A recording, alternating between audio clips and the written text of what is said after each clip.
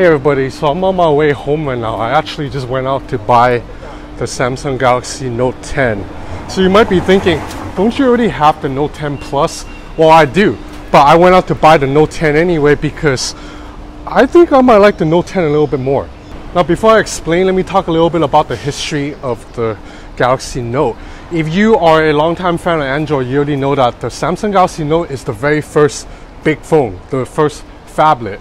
Before the Galaxy Note came along, all the phones had 3.5 inch or 4 inch screens. But in 2011, Samsung introduced the first Galaxy Note and it had a 5.3 inch screen, which sounds small now, but at the time in 2011, a 5.3 inch screen was considered freaking crazy. It's a giant 5.3 inch tablet. It's a big phone. If you thought the Titan was big. So ever since then, the Galaxy Note has been synonymous with huge phones. And that's the case with the Note 5, Note 7, Note 8, Note 9. All those phones were pretty damn big. And the Note 10 Plus is also pretty damn big. That makes the Galaxy Note 10, the standard non-Plus version, so interesting because this phone is actually small. Like, it's not just not big, it's actually small compared to every other smartphone out there. Alright guys, I made it back home. So as I was saying, this is the first Samsung Galaxy Note that is not a large phone. This is considered small compared to everything else out there. I have here the iPhone XS Max, the OnePlus 7 Pro, the Oppo Reno Z P30 Pro. So just about every new release of 2019 or 2018, it's larger than the Galaxy Note 10, and that is just weird. This is uncharted territory. Now most of you guys already know this, but the standard Galaxy Note 10 here loses some of the features that are in the Galaxy Note 10 Plus. So I'm going to list them out really quick. Obviously this is a smaller screen, 6.3 inches compared to the 6.8 of the Note 10 Plus, but this display is also not as high res. On the Note 10 Plus you have a Quad HD display, and this here is only 1080p.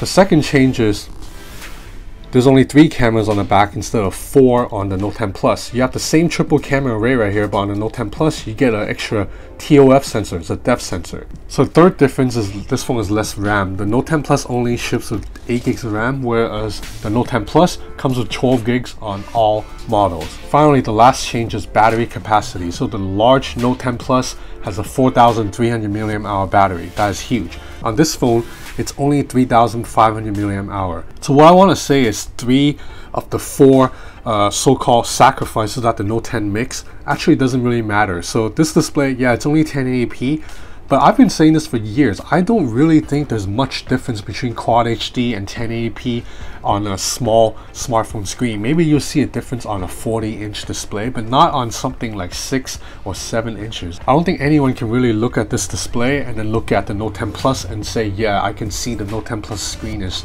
sharper. And I also don't think that additional TOF sensor does much of anything. Now these are videos I just shot with the small Galaxy Note 10 without a TOF sensor. This is live focus video, and check it out. The edge detection around my girlfriend is still relatively on point.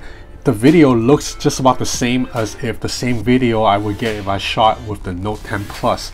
Likewise with live focus images or bokeh images, they look just as good on the Note 10 as it does on the Note 10 Plus. Now I also don't think the difference in RAM matters that much. I mean, yeah, it sounds cool to have 12 gigs of RAM, but I think right now you don't need 12 gigs of RAM on a phone. This phone, the smaller Note 10, only has 8 gigs of RAM, and trust me, performance is almost exactly the same as the Note 10 Plus. I don't see a difference between 8 gigs of RAM or 12 gigs of RAM. And I'm not just talking about Samsung phones too. Even on other phones, there's not much difference between 10 gigs and 8 gigs or 8 gigs and 12 gigs. The only time you see a difference is when you have comparing 4 gig to 8 gig. So in my opinion, the only area that the Note 10 sacrificed compared to the Note 10 Plus that actually makes a difference and will annoy people, it's the smaller battery. 3,500 mAh is indeed quite small, and I've only used this phone for a couple hours and I can already tell battery life isn't as good. It's at 30% right now. From my testing a week ago of the smaller Note 10, I'm pretty confident to say that this phone will not last me an entire day because I'm a pretty heavy user. So if I leave the house at 10 AM, I'm pretty sure by like dinner time, like 7 to 8 PM, this phone will be almost dead and I'm gonna need to find a charger. With the Note 10 Plus, I won't have that issue at all. That phone's battery will last me an entire day. So when you take into account all of that, I think the standard Note 10, the smaller one, might actually be a better purchase for some people. because this phone's cheaper and it fits into the hand a lot better. And I know I keep dwelling on the size, but I really think it matters. Like the Note 10 Plus, because the corners are relatively sharp, I find that using that phone for like long periods of time, it did get uncomfortable because the corner is always digging into my palm and the phone's a little bit large, so it was hard for me to type with one hand. But on the Note 10 Plus, this is one of the easiest typing experiences I've had on a flagship, because you know flagships are usually big phones now. Like on the OnePlus 7 Pro, I consistently have trouble typing with one hand on this phone.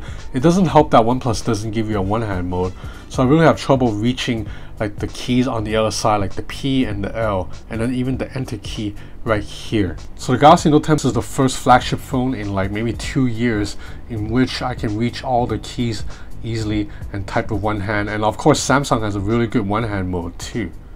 So yeah, that's about it for now. I'm not gonna go in depth about anything else like the S Pen software, all that, because I already explained all that in my previous Galaxy Note 10 Plus video.